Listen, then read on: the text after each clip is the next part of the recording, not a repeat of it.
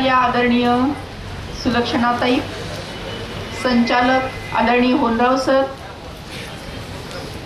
Rotary क्लबचे अध्यक्ष आदरणीय शहा सर, रोटरीचे आमचे संचालक आदरणीय सतीश भाई, आमच्या इनरव्हीलच्या अध्यक्षा आदरणीय सोमणीताई, शहाताई, व्यासपीठावर उपस्थित असलेले सर्व माझे बंधू भगिनी आणि माझ्या समोर उपस्थित असणारे सर्व माझ्या बाल मैत्रिणींनो आणि मित्रांनो,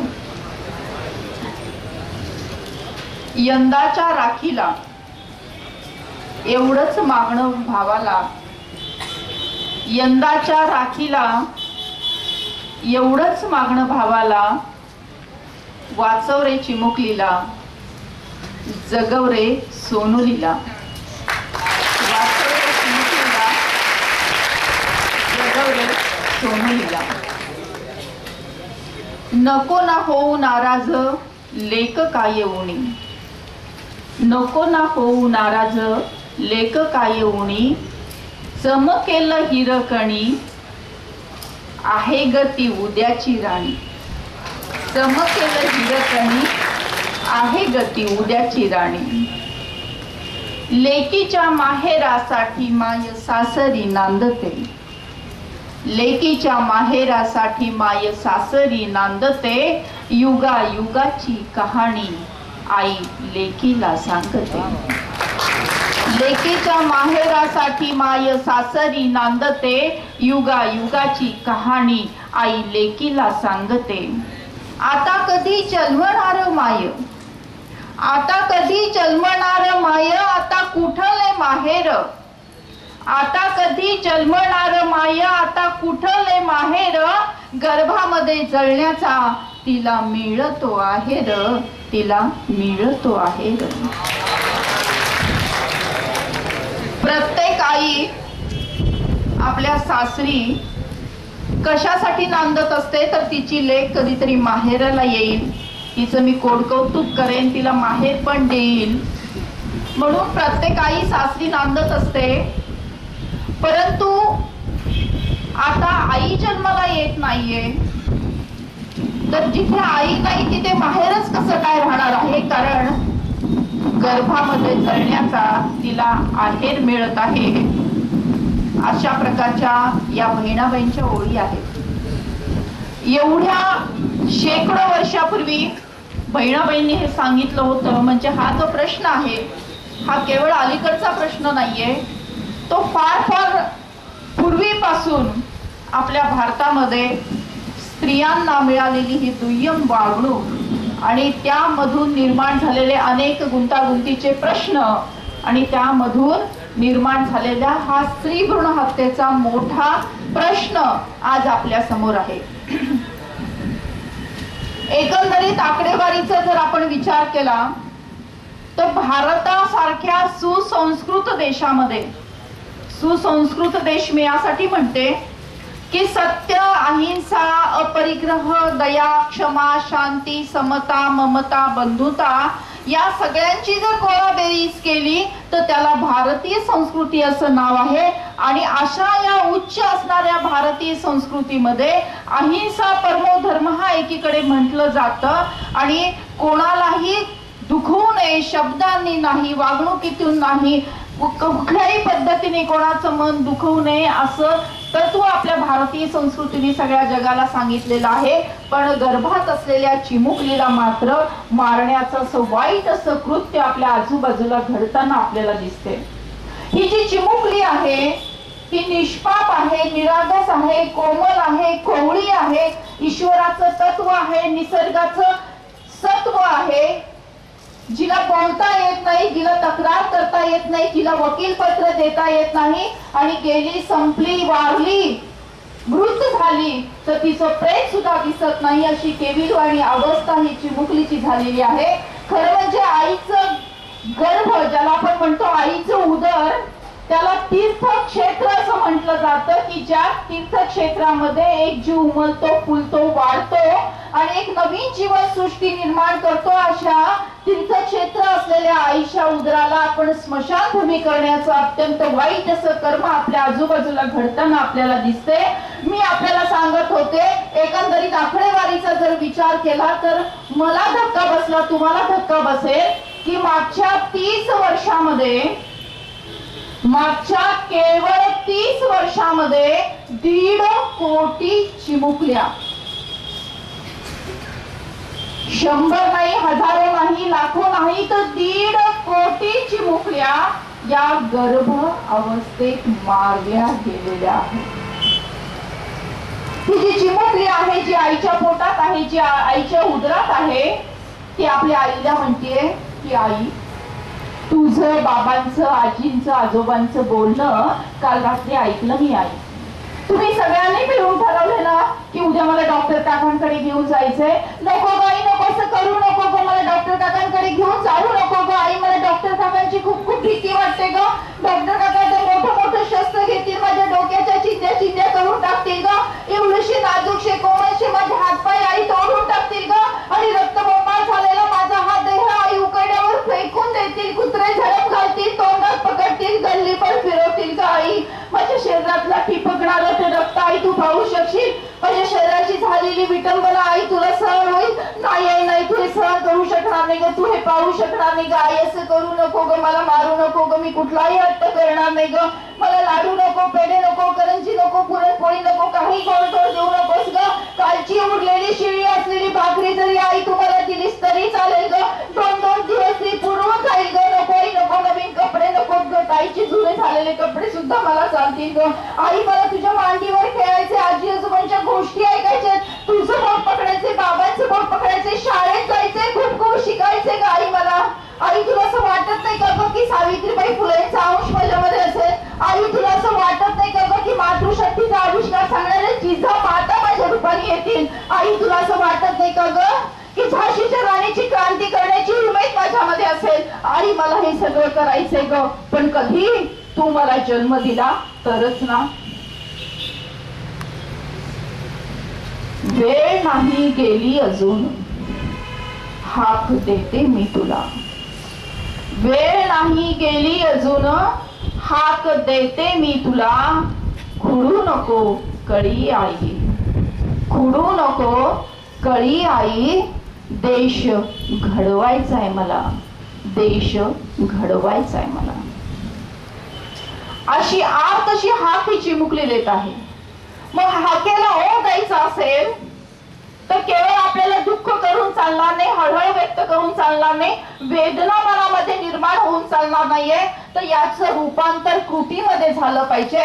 आणि कृती करण्यासाठी समाजाच्या प्रत्येक घटकांनी त्याच्यामध्ये सहभाग नोंदवला पाहिजे. मग ते लहान असतील, शाळेतले असतील, कॉलेजमध्ये असतील, रोटेरियन्स असतील, लायन्स क्लबचे मेंबर्स असतील, या देशाचे नागरिक असतील, आजी आजोबा असतील, कुठल्याही रूपातले समाजाचे प्रत्येक घटक याच्यामध्ये जेव्हा सामील होतील तेव्हाच सामाजिक परिवर्तन घडणार आहे, अन्यथा परिवर्तन घडणार नाही. मग सर्वात आधी आपल्याला पाहिलं पाहिजे की समाजामध्ये कुठले गैरसमज आहेत. तर समाजामध्ये 2 मोठे गैरसमज आहेत. पहिला गैरसमज आहे की मुलगा हाच वंशाचा दिवा आणि मुलगी मात्र पराया धन. दुसरा गैरसमज आहे की कुटुंबामध्ये जर मुलाचा जन्म झाला नाही तर दोष हा आईला दिला जातो. या 2 बाबींचं विश्लेषण करण्यापूर्वी निसर्गाचा एक नियम मला तुम्हाला सांगायचा आहे की निसर्गाने या जगाच्या पाठीवर 2 शक्ती निर्माण केलेल्या आहेत. एक शक्ती पुरुषांची शक्ती असेल तर दुसरी शक्ती स्त्रियांची शक्ती आहे. आणि या निसर्गाने या दोघांनाही वेगवेगळी अशी शक्ती स्थळं बहाल केलेली आहेत. आईकडे आहे मातृशक्तीचा आविष्कार निर्माण करण्याची क्षमता, तर पुरुषांकडे आहे पुरुषार्थ, पराक्रम, धाडस, कणखरपणा आणि नेतृत्व. आणि हे दोन्ही गुण एकमेकांना पूरक अशी गुण आहेत. आणि जेव्हा ही दोन्ही गुण सोबत समाजामध्ये काम करतील तेव्हा समाजामध्ये सुख आणि शांती नांदणार आहे. याचा जेव्हा स्पष्टीकरण मी देत होते एका ठिकाणी, तर मी आज बोलता बोलता माझी एक कविता झाली आणि त्या कवितेचं नाव आहे तो आणि ती. तो म्हणजे पुरुष आणि ती म्हणजे स्त्री. ती कविता अशी आहे की तो मंत्र असेल तर ती पूजा आहे, तो मंत्र असेल तर ती पूजा आहे, ती आरती असेल तर तो प्रसाद आहे. तो मंत्र असेल तर ती पूजा आहे, ती आरती असेल तर तो प्रसाद आहे. तो मेंदू असेल तर ती बुद्धी आहे, तो विचार असेल तर ती कृती आहे, तो माणूस असेल तर ती माणुसकी आहे, तो संस्कार असेल तर ती संस्कृती आहे, तो दसरा असेल तर ती दीपावली आहे आणि तो तिळगुळ असेल तर ती संक्रांत आहे. मंत्र म्हटल्याशिवाय पूजा पूर्ण होत नाही, आरती झाल्याशिवाय प्रसाद मिळत नाही. मेंदूमध्ये आवश्यक आहे बुद्धी, विचार केल्यानंतरच घडते एखादी कृती. दसऱ्यानंतर येते दीपावली आणि संक्रांतीचा सण तिळगुळ दिल्या घेतल्या वाचून साजरा होऊ शकत नाही. असं असतं स्त्री आणि पुरुषांचं नातं. एकमेकांसमवेत असेल तर निर्माण होतं पूर्णत्व, नाही तर ते असतं अधुरं अधुरं अधुरं. जेव्हा आपण 1+1 करतो तेव्हा होतात 2, पण जेव्हा एकाच्या बाजूला 1 उभा राहतो त्याचे होतात 11. मग 11 पटीने आपली सकारात्मक ऊर्जा वापरायची असेल तर कुठल्याही सामाजिक चळवळीमध्ये कसं काम केलं पाहिजे. जसं साने गुरुजींनी सांगितलंय की हातात हात घालून हृदयास हृदय जोडून, हातात हात घालून हृदयास हृदय जोडून या कार्य करायला हो, बलसागर भारत हो, विश्वात शोभून राहो. असं स्त्रियांनी आणि पुरुषांनी हातात हात घालून जर काम केलं तर कुठलीही सामाजिक चळवळ ही अधिक गतिमान होते आणि त्या संकटाचं निवारण होऊ शकतं.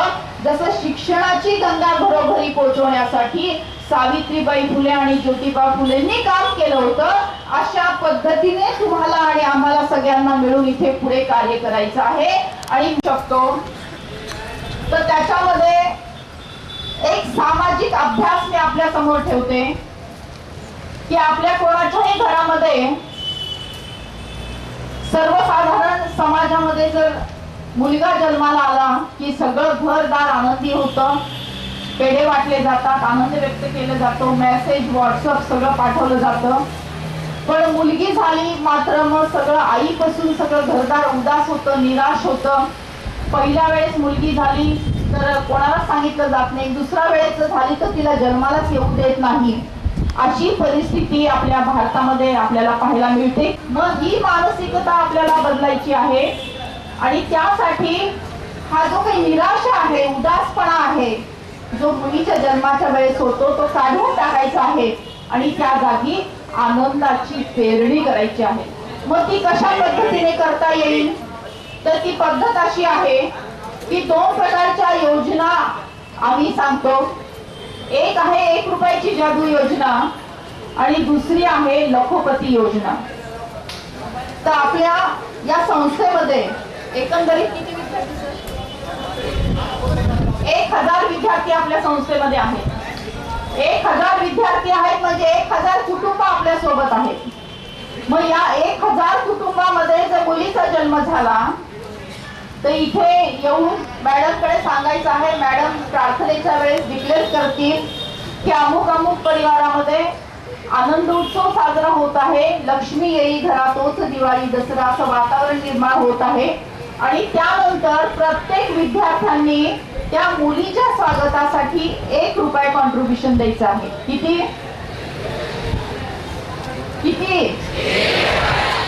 1 रुपया कॉन्ट्रीब्युशन द्यायचं आहे. सगळ्यांचे 1-1 रुपये मिळून किती रुपये जमा होतील? 1000 रुपये जमा होतील.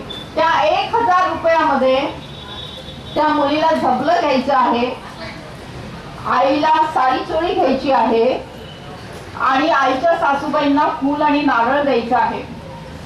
आणि अशा प्रकारचा कन्या जन्म आनंद सोहळा, कन्या जन्म आनंद सोहळा हा जसा आज आपण सगळेजण इथे बसलो एकत्र, असं एकत्र बसून तो कन्या जन्म आनंद सोहळा साजरा करायचा आहे. आणि तसं केल्यामुळे 1000 लोकांमध्ये, 1000 फॅमिलीमध्ये हा संदेश जाणार आहे की मुलीच्या जन्माचं स्वागत आनंदाने करायला हवं.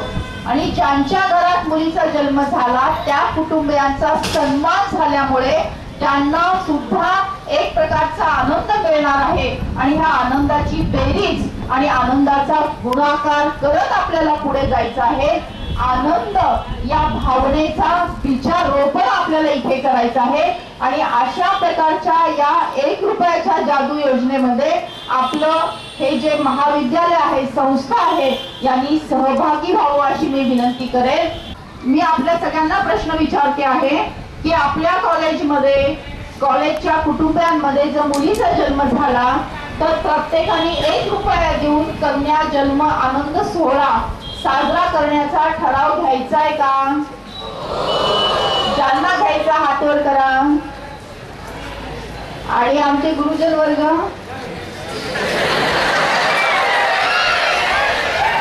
याचा अर्थ ठराव सर्वानुमते मंजूर.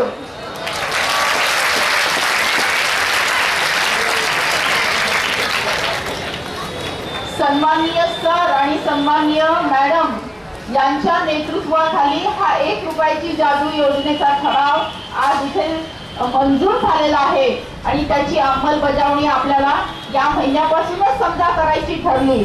तर हा महिना आहे जुलै महिना. या जुलै महिन्यामध्ये कोणाच्या घरी मुलगी जन्माला आलेली आहे का? 1 हात वर आलाय, 2 हात वर आलेले, 3, 4 हात वर आलेले, ओके, 4, 5 हात वर आलेले आहेत. जुलै महिन्यामध्ये 6 कन्या रत्न जन्माला आलेली आहे. प्रत्येक मुलीच्या मागे 1 रुपया, म्हणजे सगळ्यांचे मिळून, म्हणजे प्रत्येक विद्यार्थ्यांनी 6 रुपये द्यायचे कॉन्ट्रीब्युशन मॅडम कडे आणि त्यातून हा कन्या जन्म आनंद सोहळा तुमच्या कमिटीने ठरवलं तर 15 ऑगस्ट रोजी हा सन्मान करता येऊ शकणार आहे. तर ते विचार करून तारीख डिक्लेअर करतील आणि हा कन्या जन्म आनंद सोहळ्याची रुजवात इथून होणार आहे. आपण जोरदार टाळ्यांनी या सगळ्यांसाठी अभिनंदन करूया.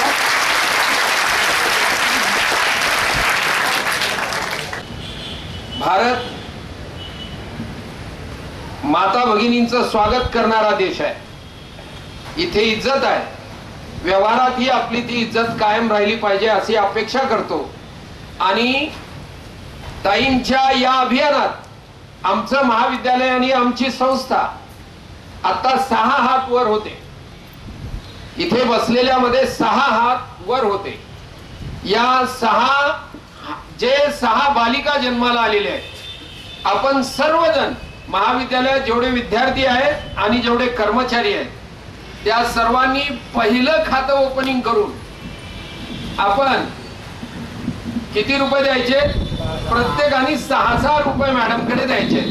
आणि हा संकल्प आता प्रतिज्ञा घेतली तर ती पाळली पाहिजे ना. नाही तर प्रतिज्ञा घेण्यात काय अर्थ आहे? भीष्माची आठवण करायची, महाराणा प्रतापाची आठवण करायची.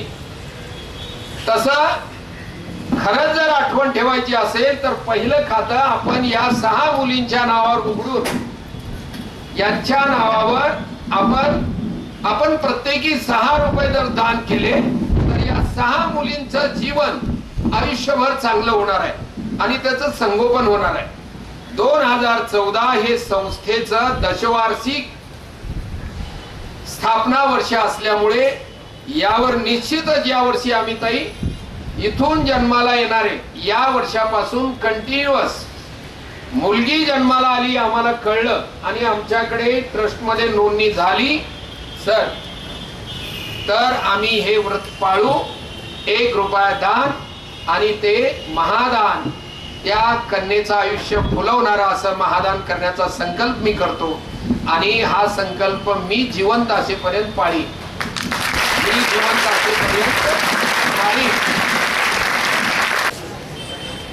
स्त्री जन्माचे स्वागत करू असं या ठरावाचं शीर्षक आहे.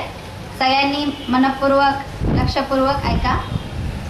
भारतीय संस्कृती ही सर्व जगात उच्च संस्कृती समजली जाते. अहिंसा हे तत्व आपल्या संस्कृतीचा आत्मा आहे. तरीही आपल्या देशात समाजात स्त्री भ्रूण हत्या मोठ्या प्रमाणात होताना दिसतात. हे वाचून ऐकून खूप वाईट वाटते आणि स्त्री सुरक्षिततेचा प्रश्नही ऐरणीवर आहेच. याचे मूळ कारण प्रचंड प्रमाणात होणारी स्त्री भ्रूण हत्याच आहे असे अभ्यासक सांगतात. स्त्री भ्रूण हत्या पूर्णपणे थांबल्या पाहिजेत व भारतीय संस्कृती प्रत्येक भारतीयांच्या मनात आचरणात रुजली पाहिजे. यासाठी आम्ही मार्गदर्शन करण्यासाठी स्त्री जन्माचे स्वागत करा या राष्ट्रीय चळवळीच्या प्रणेत्या डॉक्टर सुधाताई कांकरिया यांना बोलावलं व त्यांनी मार्गदर्शन केल्याप्रमाणे आम्ही खालील ठराव घेत आहोत. ठराव असा आहे, आमच्या श्री संगमेश्वर चॅरिटेबल ट्रस्ट अंतर्गत असणाऱ्या श्री त्रिपुरा कनिष्ठ महाविद्यालय, MPSC UPSC सेक्शन, त्रिपुरा माध्यमिक विद्यालय म्हणजे संस्थेच्या अंतर्गत चालणाऱ्या सर्व उपक्रमांमध्ये असणाऱ्या सर्व कुटुंबांमध्ये एकही स्त्री भ्रूण हत्या होणार नाही याची दक्षता घेऊ. प्रत्येक स्त्री जन्माचे आम्ही स्वागत करू. त्यासाठी कन्या जन्म आनंद सोहळा साजर करू. 1 रुपयाची जादू योजना जरूर राबवू. हा ठराव सर्वानुमते मंजूर करण्यात येत आहे. धन्यवाद. सर्वांनी अलगदपणे डोळे बंद केलेले आहेत आणि बंद डोळ्यासमोर भारत मातेचं चित्र आपण आणलेलं आहे आणि माझ्या पाठीमागे उंच आवाजामध्ये आपल्याला ही शपथ घ्यायची आहे. भारत माझा देश आहे, सारे भारतीय माझे बांधव आहेत. माझ्या या देशात स्त्री पुरुष समानता नांदावी यासाठी मी सदैव प्रयत्न करेन. स्त्री एक महान शक्ती आहे. ती अनंत काळची माता आहे. मुलगा वंशाचा दिवा असेल तर मुलगी वंशाची पणती आहे. तिचा आदर सन्मान मनापासून करणे हे माझे कर्तव्य आहे. भविष्यामध्ये मी हुंडा देणार नाही. मी हुंडा घेणार नाही. मी स्त्री भ्रूण हत्या करणार नाही. करू देणार नाही. मी स्त्री जन्माचे स्वागत करेन. त्याविषयी जनजागृती करेन. अशी शपथ सर्वांच्या साक्षीने आम्ही घेत आहोत.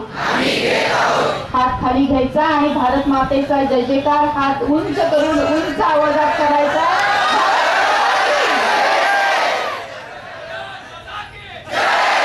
भारत माता की वंदे.